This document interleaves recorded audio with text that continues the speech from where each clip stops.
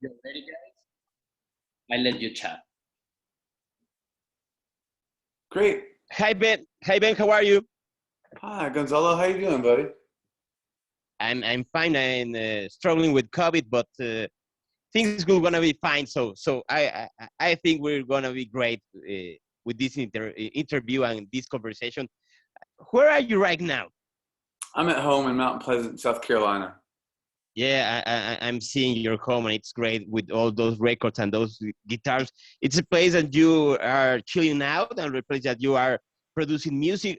Where is right now the place I am seeing in the screen? Oh, just my home with my big dog.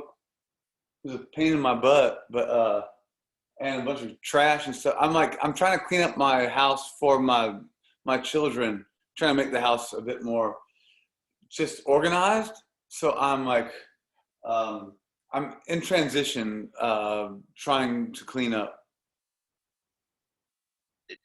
Well, okay. Let's talk about the new record. Things are great. How do you feel about the creative process of this record in the middle of pandemic and the with new band of courses members? How was all this creative process?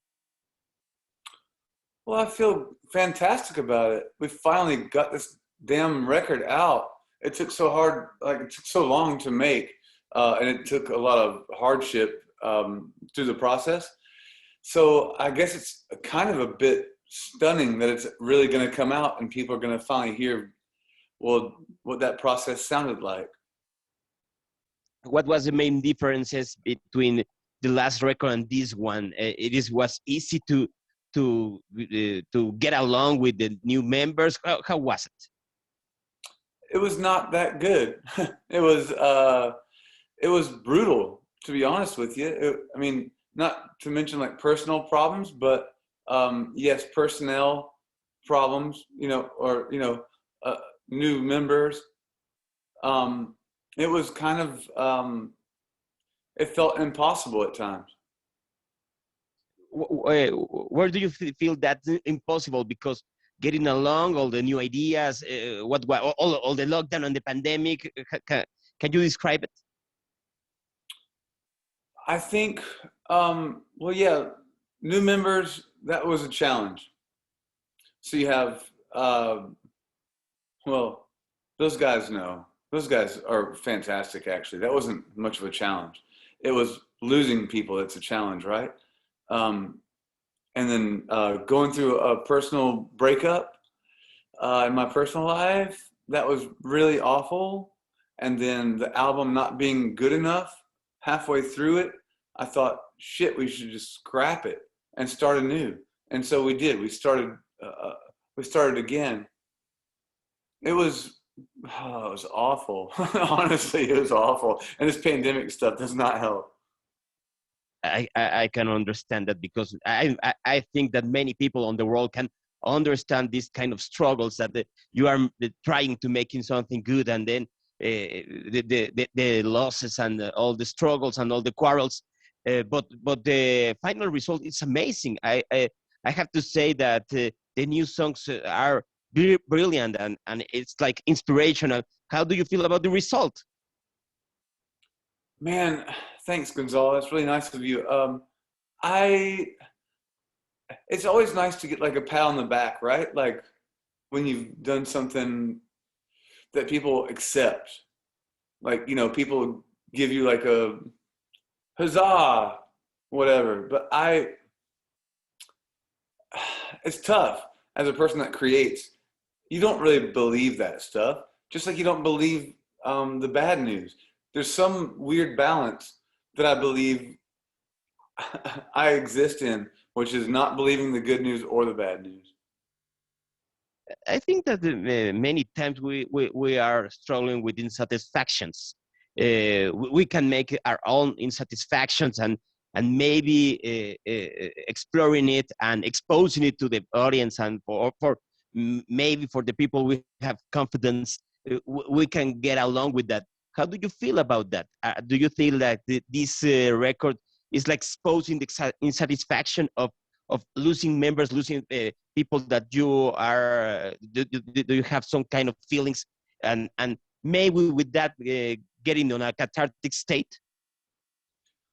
It's a great question. I think the Band of Horses catalog kind of displays quite a bit of dissatisfaction, or griping, you know, just being, yeah, just complaining sometimes. I hope there's like, I hope that there's some positivity that comes through in the catalog and with this new album. I can say with this record though, there's quite a bit of storytelling going on that is not very pretty. Well, it could be understandable because the reality is not very pretty. If you make a review of all the last years in the world, it's like we are in a kind of a metaverse in a different state that when you were starring. Oh my God, it's too much for me to think about. If I'm actually like, if I actually look back on what we're doing here, I mean, it's a bit overwhelming, to be honest. Yes, the metaverse that we all live in. I mean, I think it's. I hope that it's universal, though, for all of us. It's not just about Band of Horses or this damn album. It's we're all living in our own weird meta universe, aren't we? I think that because but we have to accept that is the only universe we are living, that we didn't have any other reality, and if you accept that, you can get better. Oh gosh, if there's no hope, whew, then what do you got left? I mean, that's all we can do is just hope.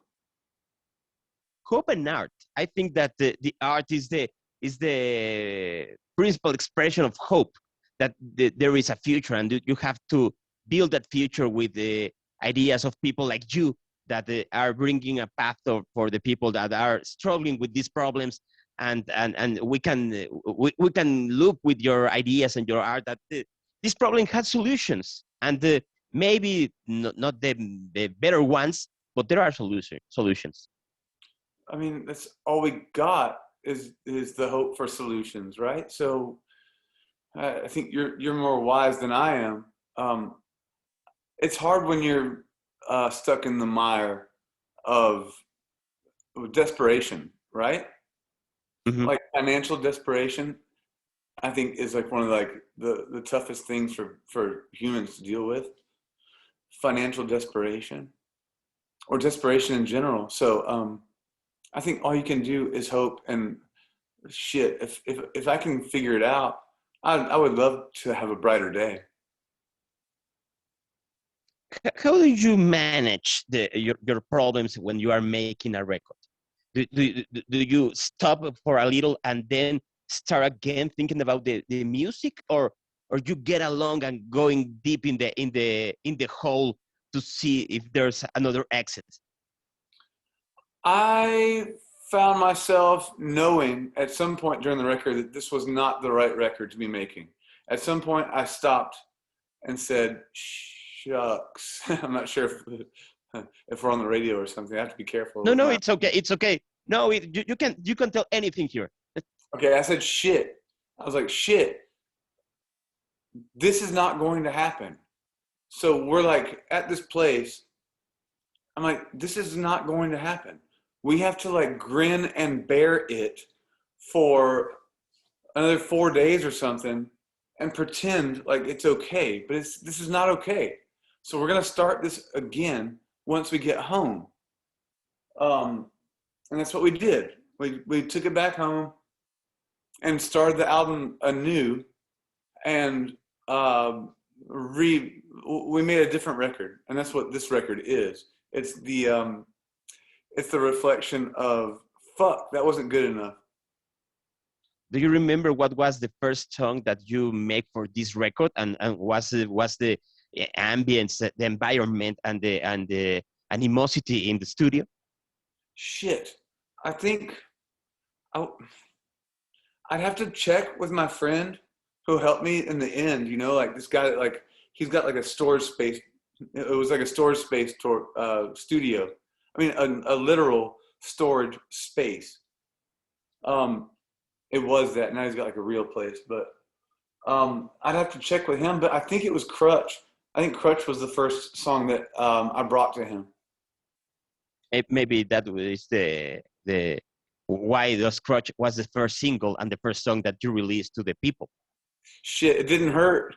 Either way, that's like the first time we've had like a #1 adult alternative single in our career, and that's 20 years going now. Well, maybe the people are recognizing you little by little. I don't know. Maybe. I don't fucking know either, honestly. I don't care what it, I mean, I care what it took to get there. I really care about that, but I don't care about what made this song hit. You know what I mean? Like maybe it is all that experience, like you're saying, like that experience goes into it. But damn it, I'm just so grateful. It's kind of overwhelming. I think that your art it's amazing. I have the chance of seeing you in a live about twice or thrice in all these last years, and you are amazing, and your songs are great. And I think that the people all over the world are taking more time to analyze what kind of music could prevail in this era. How do you feel about the music business right now that that a little bands could prevail like you, and many others are going onto the drain? Oh God, I mean, to last this long seems like, I mean, it seems insane. Like the fact that we've been around this long, I can't believe it. As far as the state of the industry, it's ever changing. It's ever changing, isn't it? You know, Yeah. I mean, I saw My Bloody Valentine was like blasting Spotify today for like posting their lyrics wrong on their site. It seems like every day there's a new wrinkle or something, like a new twist or turn, that we're all still figuring out what the hell this thing is. And it's my duty for my people and my kids to make sure that I navigate those waters correctly.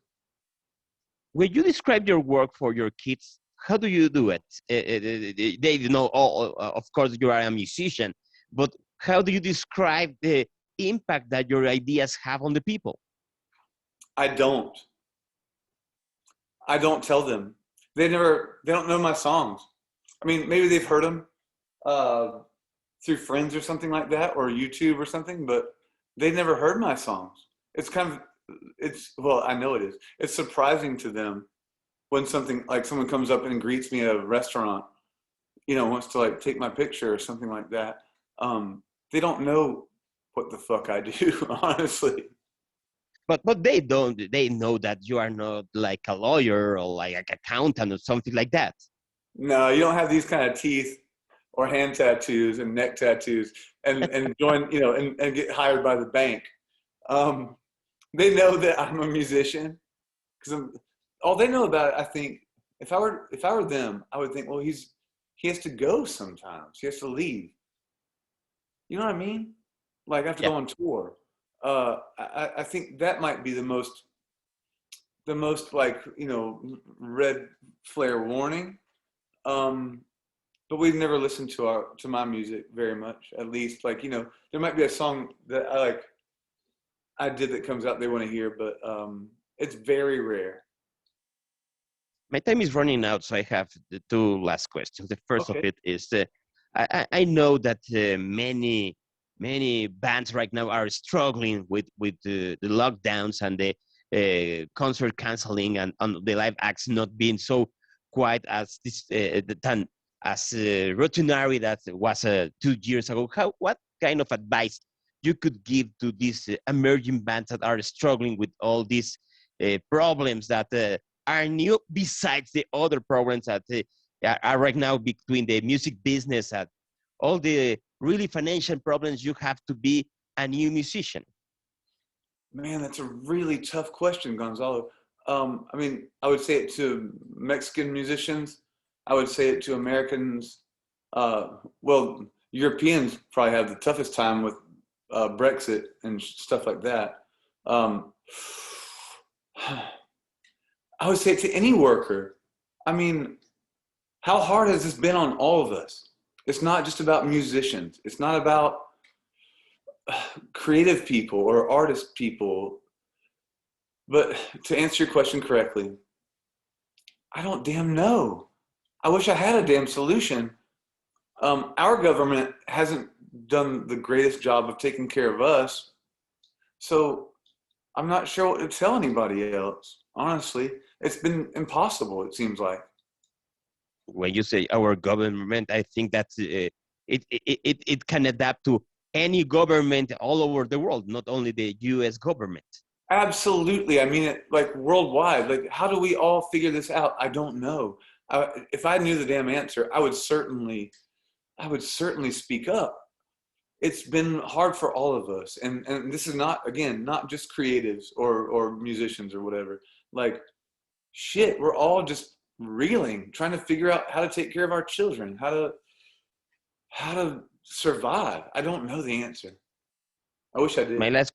My last question is, I'm seeing you and I've seen all your tattoos. What was the last one do you made on yourself? And it has some kind of meaning? G and A. Yeah, these two, I have like a home tattoo kind of thing going on here.